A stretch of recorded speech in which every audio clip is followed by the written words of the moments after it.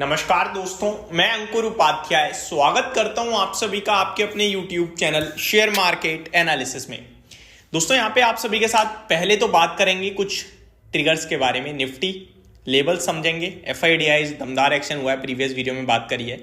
Global market से क्या संकेत आ रहे हैं, आरबीआई पॉलिसी है कल बड़ा इंपॉर्टेंट ट्रिगर है और उसी के चलते बाजार भी भागा है। मैं आपको बता दूं, प्री आरबीआई पॉलिसी रैली कह सकते हो आप इसे।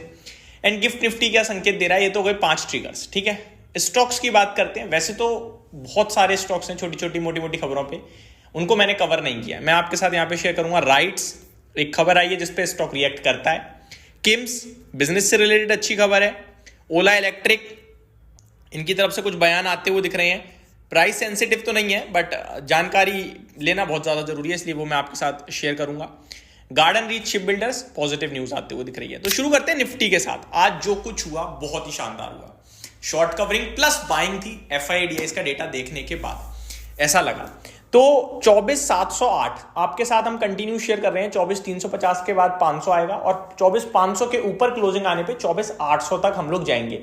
सिंगल डे में आ गए आप वहां। और जिस दिन 24,350 निकला था ना, उस दिन भी आप सिंगल डे में 24,500 आ गए थे।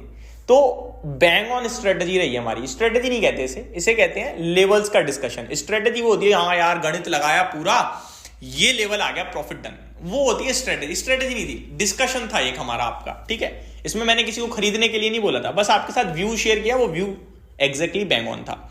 अब यहां से व्यू क्या बन रहा है? व्यू बन रहा है, देखो अगर आरबीआई पॉलिसी नहीं होती कल तो व्यू बनता कि हम जा रहे हैं 25,000 25,250। लेकिन क्योंकि आरबीआई पॉलिसी है और मार्केट अच्छी अच्छी उम्मीदें लगा रहा है पॉलिसी से। देखो पॉलिसी में दो चीजें हैं। पहला तो मार्केट ये कह रहा है कि रेट कट नहीं होगा और मे बी पॉसिबिलिटीज है, ये खराब जीडीपी देखकर क्या पता कर दें, बट इसकी उम्मीद नहीं लगा रहा बाजार। तो कल आरबीआई गवर्नर शक्तिकांता दास जी कहें कि भैया हम कोई पॉलिसी में ब्याज दरों में बदलाव नहीं कर रहे हैं, तो उससे बाजार को फर्क नहीं पड़ेगा। फर्क किससे पड़ेगा वो आरबीआई पॉलिसी के भी ट्रिगर पे आऊंगा तब बताऊंगा। ठीक है, तो निफ्टी के लेवल्स की बात करें अगर, तो कल 10 बजे पॉलिसी शुरू हो जाएगी।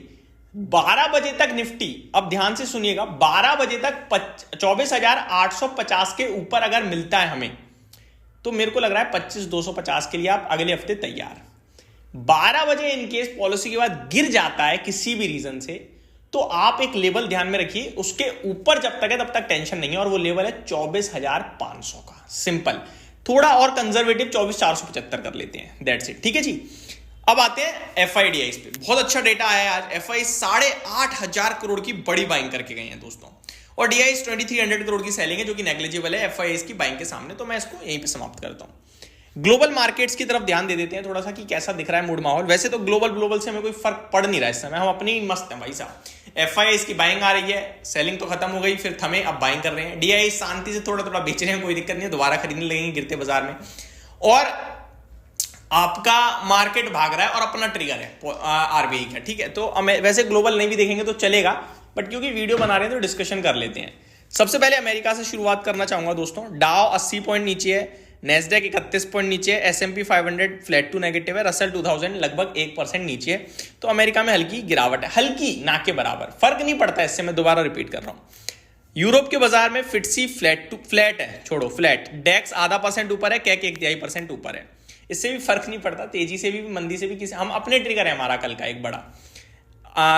एशिया की बात करूं तो जापान हरे निशान में 1/3% ऊपर बंद हुआ, शंघाई फ्लैट टू पॉजिटिव रहा, हैंगसेंग में 1% की गिरावट आ गई, कॉस्पी में लगभग 0.9% की गिरावट थी, ऑलमोस्ट 1% आप कह सकते हो।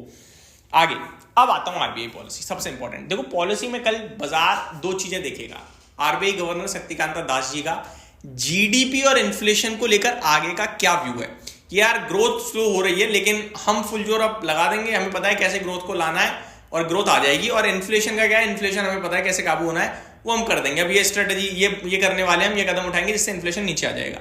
इतना कह दो बाजार रॉकेट। अब वहीं उन्होंने ये कह दिया कि इन्फ्लेशन चिंता का विषय है, ये चीज अभी काबू में आती नहीं दिख रही है, इसको लेकर सोच विचार करना पड़ेगा, जीडीपी घट रही है, ये टेंशन बन गई, ये बाजार नहीं झेल पाएगा।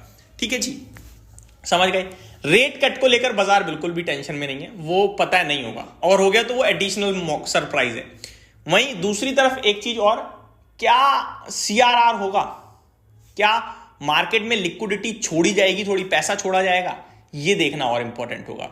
अगर ऐसा होता है तो बैंकिंग क्षेत्र के लिए बहुत पॉजिटिव हो सकता है। चलिए ठीक है, ये भी हो गया क्लियर।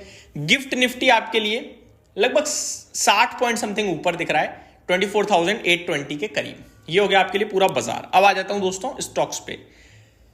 सबसे पहले राइट्स, रेलवे से राइट्स को लेकर एक ऑर्डर मिलता हुआ दिख रहा है दोस्तों 148 करोड़ का, तो ये स्टॉक आपके रडार पे रहेगा। ग्लोबस स्पिरिट भी है दोस्तों।